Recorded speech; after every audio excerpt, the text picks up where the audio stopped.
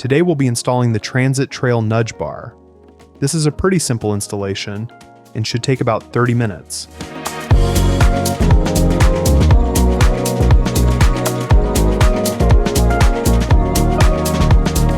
We recommend using some help to hold items in place during installation. Begin by unpacking all of the contents of the boxes and laying them out so that you have easy access to all the items needed for the installation, and print out the installation guide if you need it.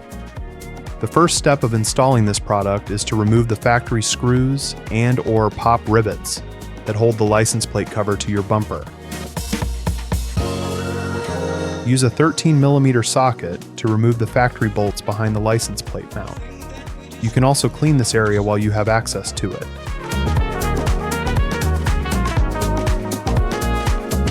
Now you can grab the nudge bar, M8 bolts, washers, and spacers. Hold the hardware in place as you position the nudge bar on the bumper. Finger tighten the hardware into the factory holes to hold it in place.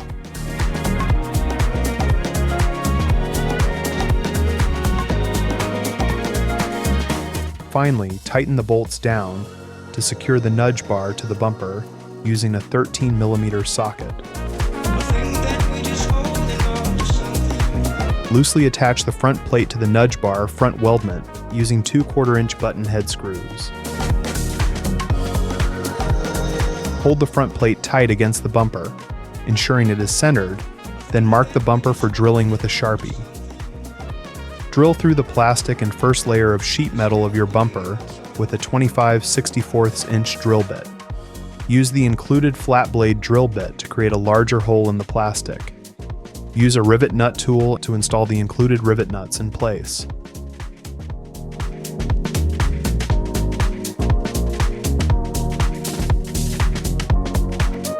Finally, you can install the front plate to the nudge bar weldment.